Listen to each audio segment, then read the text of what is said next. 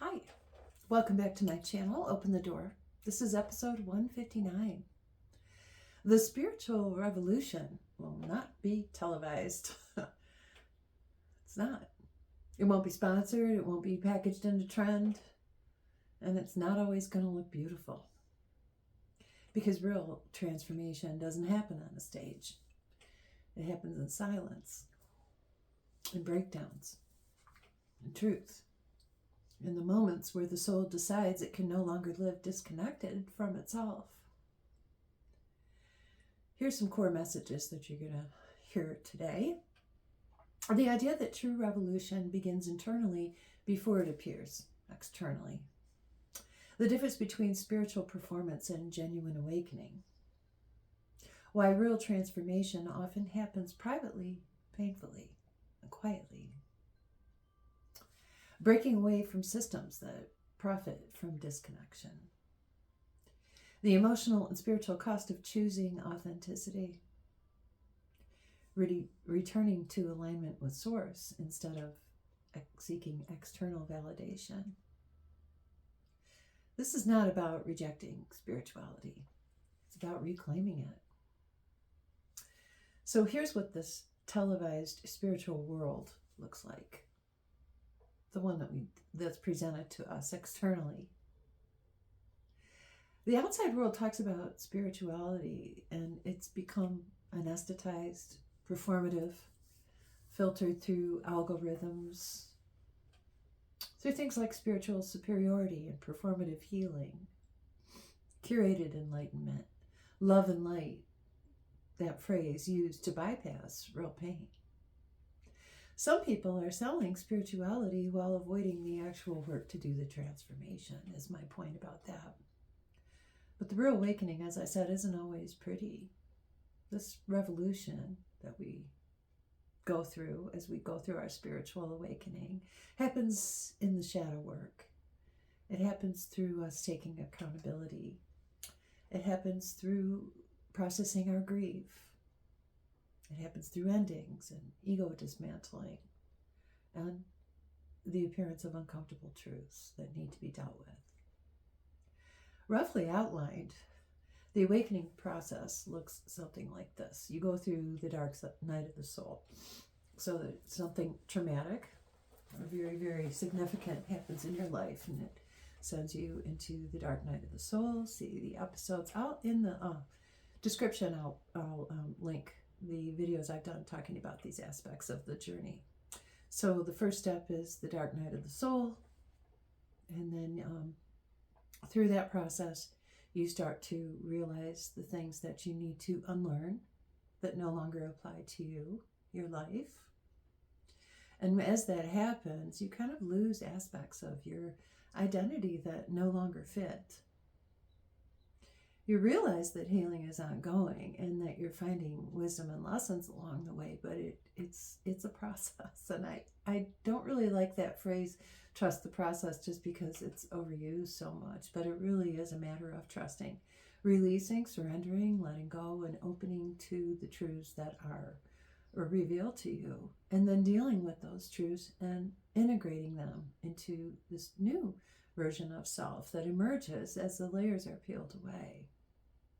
That all happens through all these processes that I'm talking about. And as I said, I'll link some episodes in the description that address these particular aspects. So the systems in our society, they fear our awakening. They do, because they benefit when people are led to stay disconnected from themselves and each other. These systems benefit by causing us to remain fearful. They lead us to seek constant external validation instead of looking inward or connecting with Source. And then they kind of teach us to never question what we've been taught. A truly awakened person becomes harder to manipulate. It's not about being rebellious for the sake of rebellion, but it's about being awake and having full consciousness of what's going on around us. But this real awakening has a cost. It costs us comfort. It costs the breakdown of illusions. It costs the releasing of old identities. It caused relationships to break down that were built not on truths, but on masks. And it causes us to release the need to be liked. But here's what you gain. You gain alignment with our Creator and with your higher self. You gain self-trust. You gain courage. You gain authenticity. Courage, I said courage.